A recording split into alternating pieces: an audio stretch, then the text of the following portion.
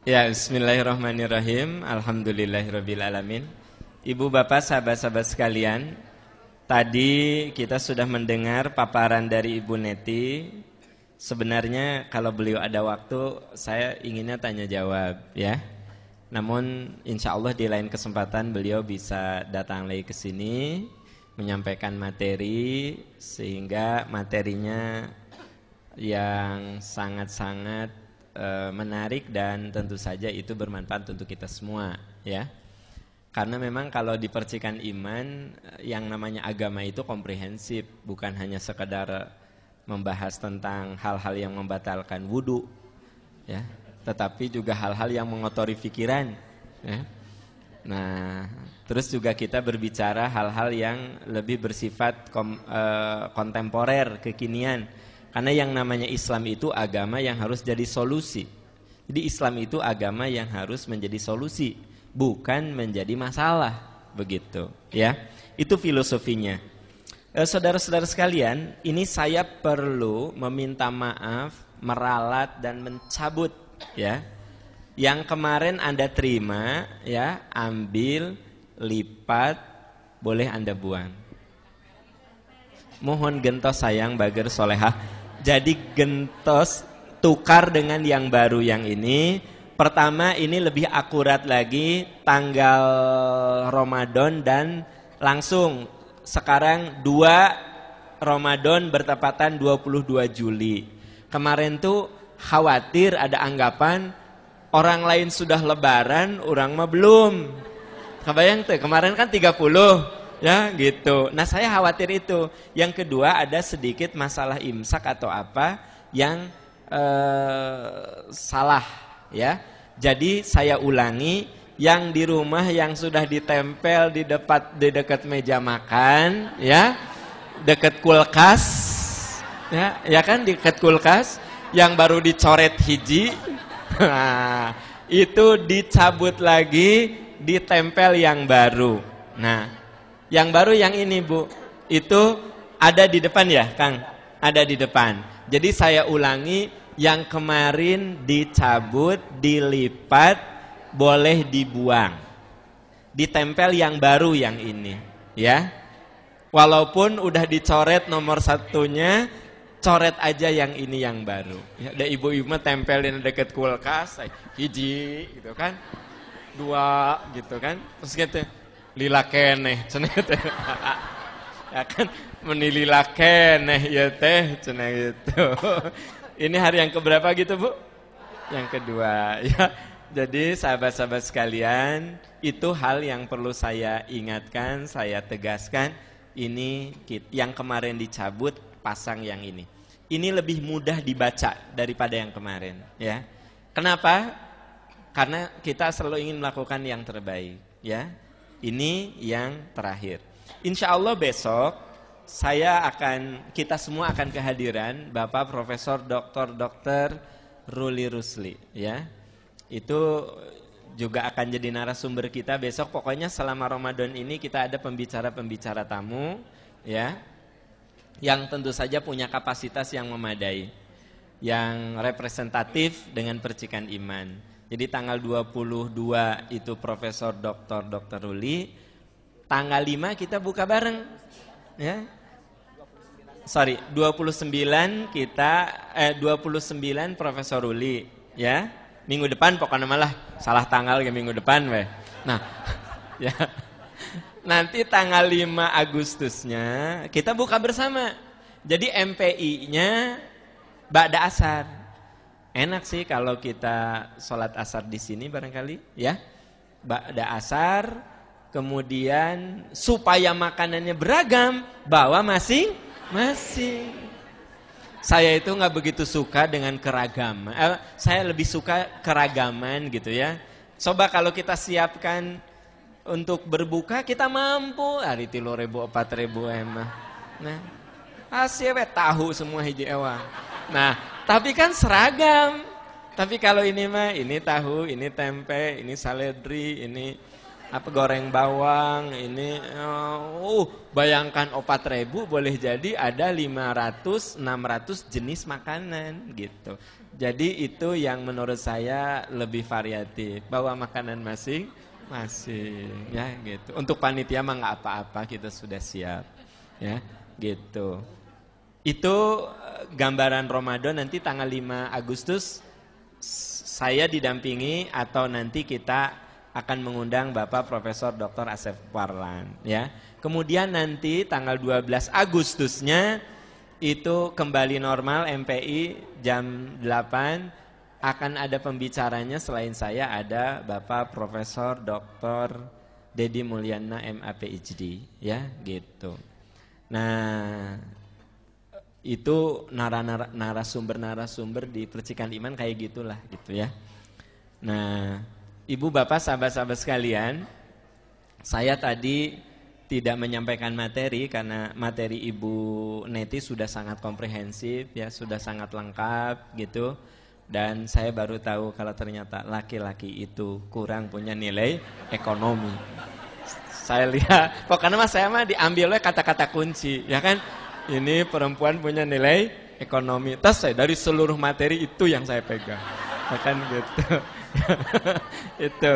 Kemudian poin kedua, betapa keluarga itu sangat penting. Emang kita semua sepakat itu sangat penting, tapi dengan penjelasan Ibu Neti kita lebih tersadarkan on detailnya itu seperti apa. On detailnya itu seperti apa. Kadang-kadang manusia itu kan butuh rinci, ya. Manusia itu butuh rinci. Dan betapa kan saya sering berulang-ulang, problem terbesar yang dihadapi bangsa ini adalah masalah kemiskinan dan kebodohan. Satu lagi kesehatan, gitu.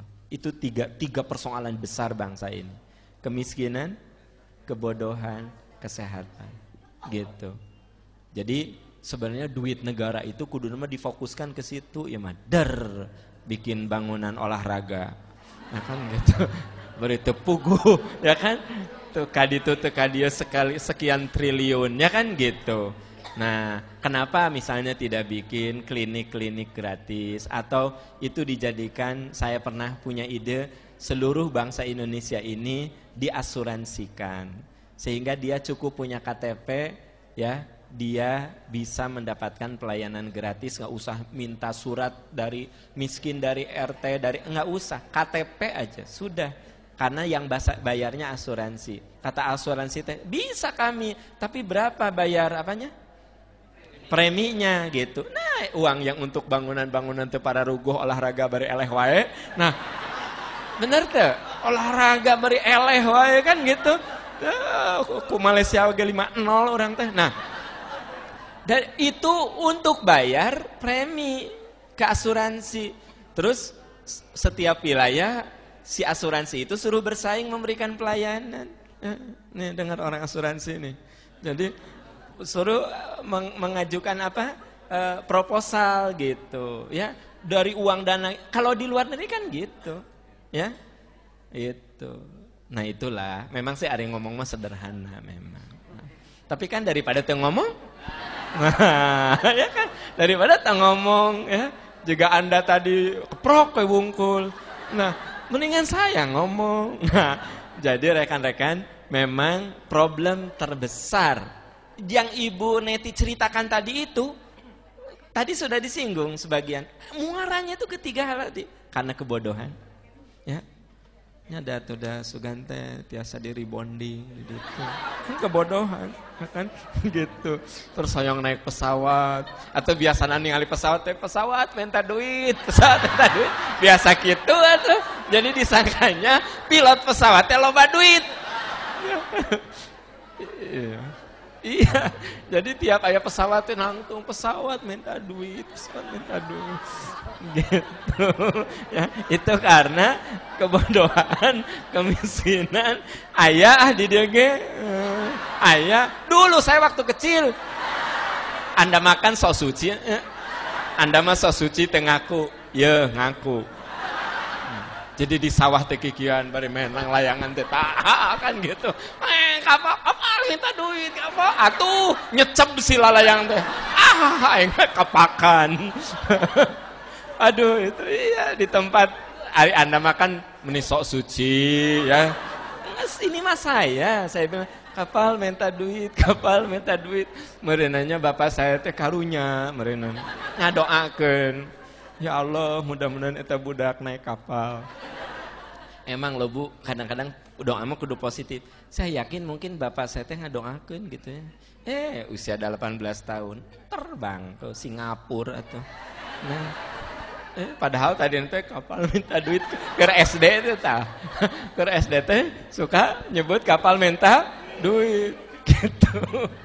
Ya, merenang bapak saya teh karunya ya ternyuh ya gitu. Sedih ningali budak kegorowokan hayang minta duit ningali kapal, didoakan mungkin. Nah, Bu, ini pelajaran. Kalau ke anak mah harus selalu mendoakan yang baik gitu. Jadi ketika anaknya kapal minta duit, kapal ya pilot gak miskin juga orang, nah, nggak usah gitu. Duitnya mana pilot? Ya, gitu. Ya, pilotnya supir, ngan di luhur gitu. Nah, bapak saya nggak gitu. Merenan langsung sholat duha, bapak saya tuh ngadoa gitu. Bener saya ingat pertama kali naik pesawat saya usia 18 tahun, langsung Singapura. Nah kan gitu, keren. Inggris nu pas-pasan teh ya. Sunda na ketinggali Inggris nate. Ya. What? Gawe teh. What? Jadi Inggris teh gawe teh what? Oh. No what? Jadi teman-teman sekalian ya, saya tuh mau ngomong apa sih? Problem terbesar di kita itu adalah masalah kebodohan. Ya, yang kedua kemiskinan, yang ketiga kesehatan. Ini 3 hal yang saling terkait. Yang paling parah lagi, sekarang hanya orang-orang kaya yang bisa sekolah di fakultas-fakultas yang dianggap sangat favorit dan sangat bagus. Kebayang nggak? Kalau Anda kuliah di kedokteran itu, kalau nggak punya uang 100 juta ya mikir-mikir lah. Kalau di swasta itu kan ada yang 250 juta, ya ada yang 150 juta gitu. Boro-boro kudu bayar kuliah di fakultas kedokteran. Boleh jadi anak nama pinter pisan, anaknya pinter, ya kan gitu. Terus gimana dia bayar sekolah kedokteran kalau negeri itu paling murah 60 juta, ya kan? Kalau swasta setahu saya yang paling murah 150 juta. Bahkan ada swasta yang kedokterannya itu sampai 300 juta. Kebayang nggak anak miskin bisa nggak jadi dokter? Mal bisa. Tetap jurusan sastra. Kan jurusan sastra, ujung-ujungnya jadi editor. Ya kan gitu. Jadi editor ya. Karena dia mampu untuk di kedokteran, tapi gimana gitu loh. Nah, jadi memang itu satu sama lain saling terkait. Pendidikan, kebodohan, kemiskinan. Itu problem. Itu yang kemudian melahirkan efek-efek yang tadi oleh Ibu Neti ceritakan. Dah kalau orang yang cerdas, berkemampuan, ya 1-2 lah ada mahasiswa yang begitu, mungkin IPK-nya kecil itu mahasiswa itu yang sampai mau gitu ya. Atau mungkin karena ada desakan ekonomi, balik lagi ke ekonomi gitu. Nah, makanya rekan-rekan sekalian, di dalam Al-Qur'an surat An-Nisa ya, ayat berapa Bu? 9 apa ayat 6? Wal yahsyalladzina law taraku min khalfihim dzurriyyatan di'afa khaufu 'alaihim falyattaqullaha wal yaqulu qaulan sadida. Hendaklah kalian merasa khawatir sekiranya kalian meninggalkan generasi yang lemah. Itu sebabnya mungkin sebagian orang menganggap saya itu materialistis ketika saya katakan kalau Anda menikah boleh Anda program ya, sebelum misalnya setelah menikah Anda tahan dulu tidak langsung punya anak, tahan dulu 6 bulan, setahun, supaya persiapan mentalnya lebih bagus. Supaya apa? Supaya anak-anak kita lebih berkualitas. Tapi ada yang mengatakan, itu ustadz sekuler katanya. Ya, bukankah kata Nabi, sebaik-baik wanita itu yang bisa melahirkan anak banyak, begitu nikah hamil lahir. Maksud nikahilah wanita yang bisa melahirkan anak banyak, maksudnya yang sehat. Gitu maksud nama, bukan berarti kudu uji coba lahir kuat gitu, bukan gitu sih. Kata Nabi juga, kata nikahilah wanita yang bisa melahirkan anak banyak. Jadi saya uji coba apakah dia bisa melahirkan anak banyak atau tidak. Nah kan menurut saya adalah lebih kepada kita harus punya persiapan yang matang. Kenapa persiapan yang matang? Balik ke pembahasan yang Ibu Neti tadi sampaikan, back to family, kembali kepada keluarga. Karena walau bagaimanapun keluarga sebagai benteng pertahanan utama dan pertama, sebagai madrasah pertama bagi diri kita dan anak-anak kita, begitu. Urusan keluarga lebih detailnya kan sudah dibahas ya oleh kita. Kemudian Pak Ali juga tadi menyinggung masalah itu. Kalau saya ini hanya pengunci saja. Dan karena ada banyak pertanyaan tentang doa apa, Kang Heri coba dijawab. Sini saya bacakan, Kang Heri yang jawab ya. Langsung Kang Heri Sok Kang Heri. Karena itu saking ke BBM saya juga banyak yang nanya, saking banyak yang nanya malas jawabnya. Cangkul kan ini gitu. Kang Heri sok. Iya, untuk pertanyaan yang pertama, mohon penjelasan terkait hadis di bawah ini. Soalnya banyak beredar baik di SMS, BBM, FB dan media lainnya. Katanya menjelang Ramadan malaikat Jibril berdoa, Ya Allah, abaikan puasanya umat Muhammad SAW bila sebelum masuk Ramadan tidak memohon maaf pada kedua orang tuanya bila masih hidup, atau keluarganya dan orang-orang sekitarnya. Lalu Rasulullah mengaminkannya sampai 3 kali. Amin, amin, amin. Sehingga banyak orang yang meminta maaf sebelum Ramadan. Apakah hadis ini bisa diamalkan? Soalnya sudah sangat populer sekali. Oke, saudara-saudara sekalian jelas? Jelas enggak? Jadi ada satu hadis yang sering disebar lewat BBM, lewat SMS, FB, Twitter. Jadi kalau mau Ramadan tidak minta maaf dulu sama orang tuanya, tidak minta maaf dulu sama temannya, tetangganya, maka apa katanya? Diabaikan. Abaikan pahala puasanya. Tolong dihitung tak puasanya. Gitu ya. Begini sayang, dengar. Meminta maaf ke orang tua itu sangat merupakan pekerjaan mulia. Lakukanlah. Meminta maaf kepada teman-teman kita, berlapang hati, ya. Itu adalah satu perbuatan mulia. Jadi orang yang sering meminta maaf jauh lebih mulia daripada orang yang selalu jadi orang yang selalu minta maaf itu menunjukkan dirinya lebih rendah hati. Bu, ibu jangan gengsi kalau ke suami teh, iya ayah mama minta maaf ya. Gitu. Kata suami teh, emang kamu mah kudu tiap menit minta maaf. Nah, Bu, ada nggak suami yang minta maaf sama ibu? Ada, alhamdulillah. Karena penyakit laki-laki itu cenderung lebih egois daripada perempuan. Tuh, tong curhat di dia ya. Ramadan ya teh. Nah, ya. Ibu, bapak, ini bapak-bapak, jangan gengsi kalau mengatakan, mah, aku minta maaf ya, gitu. Itu teh jangan gengsi pak, itu kerendahan hati kita. Katanya laki-laki mah mun rada berantem teh, aib kudu minta maaf. Ya, sok maneh minta maaf, gitu. Minta maaf kadang-kadang nu salah suami, nu ngajak berantem suami, nu minta maaf ibu. Tah. Kadang gitu ya Bu ya? Ini tarik gitu. Ya. Gitu ya. Nah, rekan-rekan sekalian, jadi meminta maaf, memaafkan itu ciri kebersihan hati seseorang. Jadi gini, kan Anda tidak tahu kan? Hati teman Anda, hati saya juga tidak tahu hati Anda. Saya hanya bisa mengukur hati Anda itu dari lisan Anda. Orang tuh ukuran hatinya kelihatan di lisan. Karena hati itu sangat gaib, sangat abstrak gitu. Tapi dengan lisan yang baik kita bisa mengukur itu orangnya hatinya baik gitu. Coba aja gini, misalnya Kang Heri itu si Kang Agus anaknya di wisuda gitu. Ya, kata Kang Heri itu, "Oh gitu?" Padahal eta budakna bodoh pisan. Saya menilai Kang Heri positif negatif? Iya, karena ngomongnya gitu.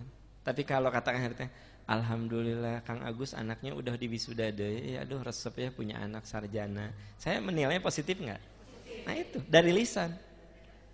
Kang Heri, eta si Kang Sarip motorna anyar. Heeh, ngiridit lah. Duit di mana manehna? Sok lihat ya. Setahun gede jabal geura. Manehna mah legeg sok ganti-ganti motor di depan orang.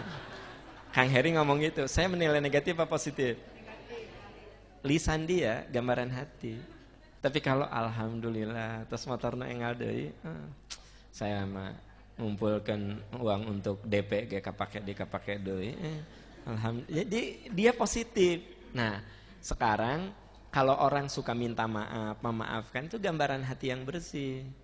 Jadi meminta maaf sama orang tua, memaafkan teman, meminta maaf kepada teman tentang itu perbuatan mulia. Tapi catat, jangan menjadi persyaratan diterima dan tidaknya saum Ramadan. Tak eta yang salahnya. Saya udah cek, ternyata hadis itu bukan hadis yang sahih. Enggak, saya mah pakai logika dulu baru ngomong doifnya belakangan.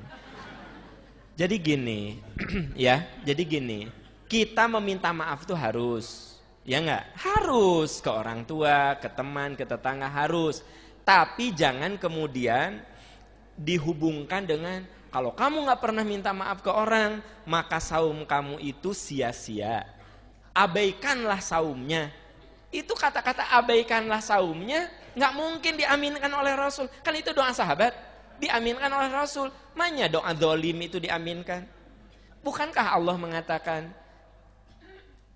pakai ayat yang sulit dicerna apa yang gampang dicerna? Faman ya'mal mithqala dzarratin khairan yarah. Makanya saya tanya dulu, mau ayat yang sulit dicerna apa yang gampang dicerna? Maksudnya ayat yang Anda hafal apa yang tidak hafal? Yang Anda hafal, faman ya'mal mithqala dzarratin khairan yarah. Sekecil apapun orang berbuat baik, Allah akan hargai. Sekarang Anda puasa, masa karena tidak minta maaf abaikan? Kalau abaikan berarti apa? Nol itu. Jadi ari baca hadis teh pakai logika atuh. Makanya sumber persoalan itu dari kebodohan. Makanya sumber persoalan itu dari kebodohan. Ini pakai logika sederhana saja. Anda nggak usah nanya dalil gini. Masa sih sampai saumna 30 hari itu diabaikan hanya karena dia belum minta maaf, ya. Kalau saya berbuat salah sama Anda, ya. Saya belum minta maaf, ya saya salah. Tapi bukan berarti ibadah lain itu oleh Allah ditolak. Karena tidak ada kaitan dengan Anda. Gitu. Saum saya tidak ada kaitan dengan Anda. Ya, majelis taklim saya tidak ada kaitan dengan Anda, gitu. Kecuali kalau itu ada kaitannya, kan nggak ada kaitan. Makanya hadis itu pakai logika pun sudah jelas. Logika. Maaf ya, ini masalahnya lagi saum. Jadi bukan logika. Ari pronunciation teh kudu jelas. Masa logika. Orang biasanya suka malu untuk merevisi. Nah, kita harus langsung merevisi supaya tidak terulang lagi. Logika gitu ya. Logika. Nah, jadi teman-teman sekalian, hadis yang mengatakan abaikan itu bertentangan dengan ayat Quran yang mengatakan siapapun yang berbuat baik sekecil apapun Allah akan perhitungkan. Siapapun yang berbuat buruk sekecil apapun Allah akan perhitungkan, gitu. Lalu ayat itu mau dikemanakan? Kalau abaikanlah, sok gimana? Ya, oke. Ya, sampai jadi canda. Terlalu banyak yang minta maaf. Sampai saya memasukkan kartu ATM juga mengatakan maaf saldo habis. Gitu. Ya kan, saking banyak orang yang minta maaf, sampai ATM juga minta maaf. Serius. Kan banyak sekali tuh ke BBM ke saya tuh selamat Ramadan jeung sok lebay gue. Ngaberebet kata-kata, tahu enggak? Lah atuh ya ari minta. Anda kira saya baca tuh yang ngaberebet panjang gitu moal. Ini orang-orang yang bikin teh ya kadang-kadang nggak ngerti sih yang namanya handphone itu singkat. Ini mau gininya, wah dikit loba gitu kan gini. Ketika matahari terbit. Ya. Ayah no pakai puisi matahari terbit. Ya. Ketika matahari terbit. Ya. Sumber-sumber keberkahan mulai merekah. Lah, ujung-ujungnya teh mohon maaf. Masuk kerut. Clear. Dengar ya nu ngirim ke saya dengar. Clear. Dibaca gitu? No. Clear. Iya. Coba. Assalamualaikum. Kalaupun memang benar. Sebentar lagi kita mau mesti Ramadan. Mohon maaf lahir dan batin. Semoga Allah memberkahi kita. Dah. Jadi ku dibuka sekali langsung kebaca. Berebe. Gitu. Ya kan? Ini puisi kalau luar gitu. Anda kira bakal dibaca? Mual. Yang macam wah gawe eta mah. Nah, jadi jujur aja saya mah tanah macan panjang-panjang gitu. Engke Idul Fitri ke saya ngirim entong nu ya. Ketika fajar fitri merekah takbir dan tahlil berkumandang di seluruh kieu we atuh. Taqabbalallahu minna wa minkum. Semoga Allah menerima amal ibadah saum kita. Boleh tambahkan, mohon maaf lahir batin. Tos. Merekah. Takbir dan tahlil berkumandang di setiap penjuru. Baju-baju putih berterbangan. Jadi berterbangan gitu. Seluruh umat bersujud di depan di halaman. Ya. Wah. Dibaca gitu. Mual, clear. Awas ta.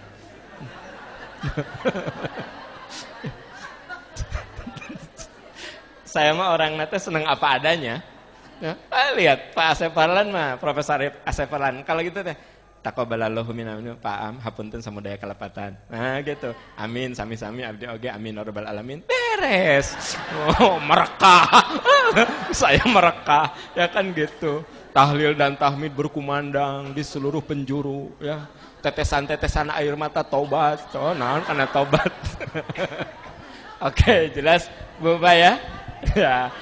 Ya itu saja komentar saya untuk hadis tadi. Jadi hadisnya doib. Tapi dengar ya, kalau saya katakan hadisnya doib itu minimal doib namanya itu doifun fil matan.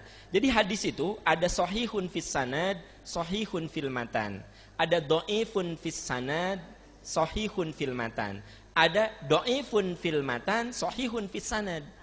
Kalau rincian pakai ilmu hadis nama gitu, tapi ini kayak dibahas nama di semester 7.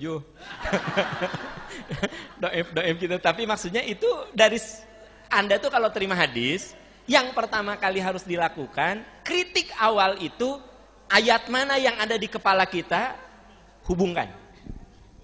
Begitu bertentangan dengan ayat, kalau memang kita tidak tahu ilmunya, minimal tanya, statement hadis ini tuh asa bertentangannya dengan ayat ini gitu. Contoh tadi, maka abaikan amal ibadahnya, baca tadi.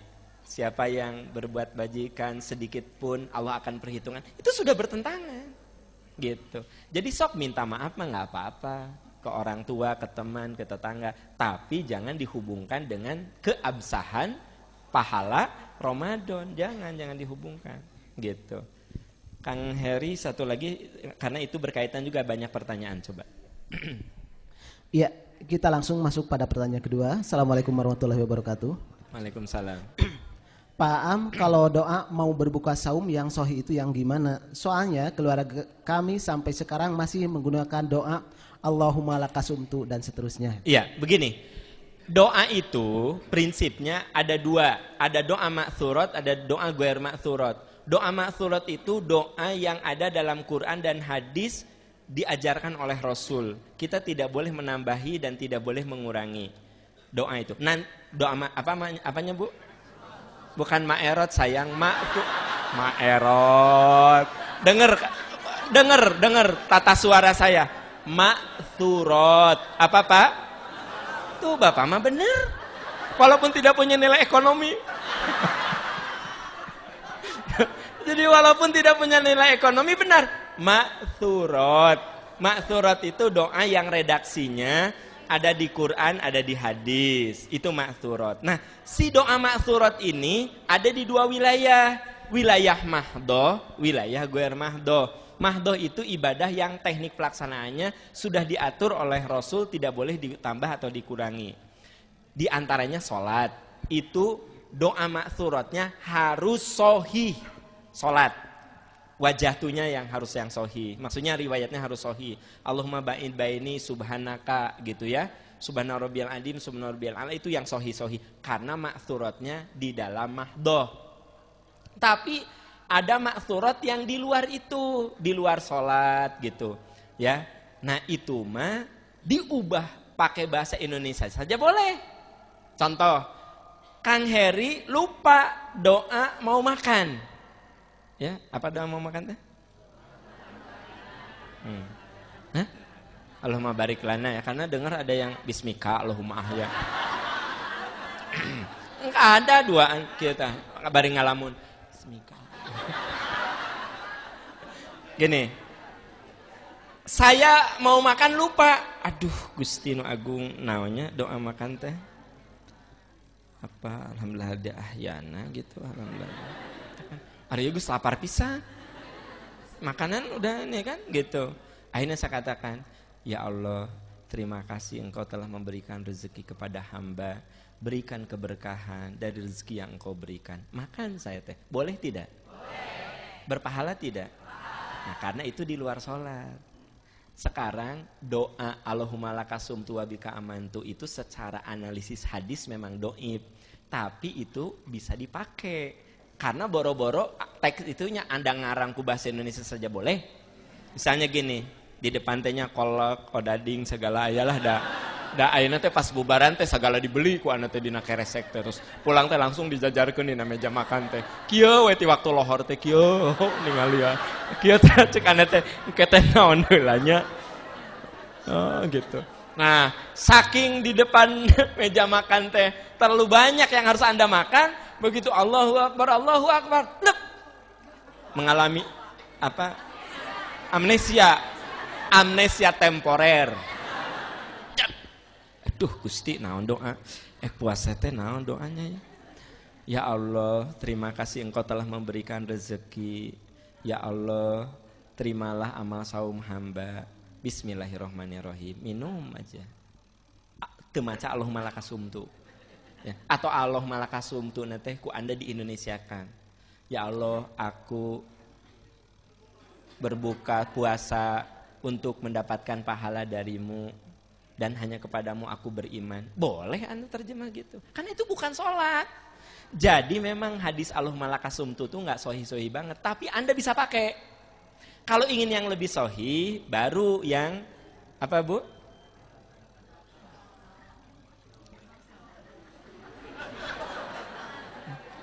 Jadi lupa ya teh. Yang pokoknya ada yang wabtallatil aruq apa? Dhahabat doma'u wabtallatil aruq. Itu memang lebih hadis. Lebih sahih. Ya, itu lebih sahih. Tapi yang ini mah doa yang enggak prinsipil, enggak usah gini. Ari kamu enggak doa tuh, doif hadisna ge. Mending tengah doa. Salah itu. Ya. Anda baca Allahumma lakasumtu sekalipun memang itu riwayatnya lemah. Anda lupa doa Allahumma lakasumtu, sok pakai bahasa Indonesia. Ku bahasa Sunda gitu nanaon. Nuhun Gusti nu agung ya Allah, nuhun. Ya rezeki teh meuni nomro kieu ya Allah. Nuhun aya tempe, aya tahu, aya odading, aya cakwe. Ya, nuhun ya Allah, aya cireng segala rupi. Ya. Bismillahirrahmanirrahim. Berpahala tidak? Jadi dengar ya, agama itu ada bagian yang harus strict, ada bagian yang sebenarnya longgar. Kita mah yang longgar dimasukin ke yang strict. Kalau doa sholat itu strict memang. Sampai begini maaf ya, di antara Anda ada yang membaca Subhana rabbiyal a'la wa bihamdih. Subhana rabbiyal a'la. Maaf, Sekarang mah wabihamdihnya dibuang karena ternyata yang wabihamdih itu katanya tambahan. Jadi itu doif tuh yang wabihamdih. Jadi cukup Anda baca subhana rabbiyal a'la, subhana rabbiyal a'la, subhana rabbiyal a'la. Atau subhana rabbiyal azim, subhana rabbiyal azim. Wabihamdihnya itu ternyata doif. Nah itu mah baru Anda revisi. Karena prinsipil dalam sholat. Tapi kalau doa tadi makan, doa minum, doa mau bepergian gitu ya. Katanya doif tuh hadis yang mengatakan bismillahirrahmanirrahim majreha nya cena naon majre gitu. Enggak masalah karena itu mah bukan dalam wilayah yang strict. Kalau sholat tuh strict gitu. Wirid saja kita nggak boleh lebih. Astagfirullah gitu. Jangan gini, lagi Ramadan 70 astagfirullah. Subhanallah nanti 300 sabari ngabuburit. Subhanallah, nggak boleh. Tetapnya 33 gitu. Itu yang dikatakan oleh Rasul. Kenapa saya katakan doa sholat itu harus strict? Ada dalilnya. Shollu kama ro'aitumuni usolli. Sholat kamu sebagaimana kamu melihat aku ini sholat. Jadi kalau teman-teman baca Allahumma lakasum itu sebenarnya masih bisa, nggak masalah gitu ya. Gitu. Oke ibu bapak, sahabat-sahabat sekalian, mungkin itu saja ya. Udah jam 11:10 ya. Nah, nggak kerasa, Anda nggak kerasa. Panitia mah kerasa pisan tuh. Insya Allah pekan depan kita kumpul di sini lagi ya di acara spesial Ramadan MPI. Demikian, alhamdulillahirobbilalamin, subhanakallahumma wa bihamdika, asyhadu an la ilaha illa anta astaghfiruka wa atubu ilaik, walhamdulillahirabbil alamin. Wassalamualaikum warahmatullahi wabarakatuh.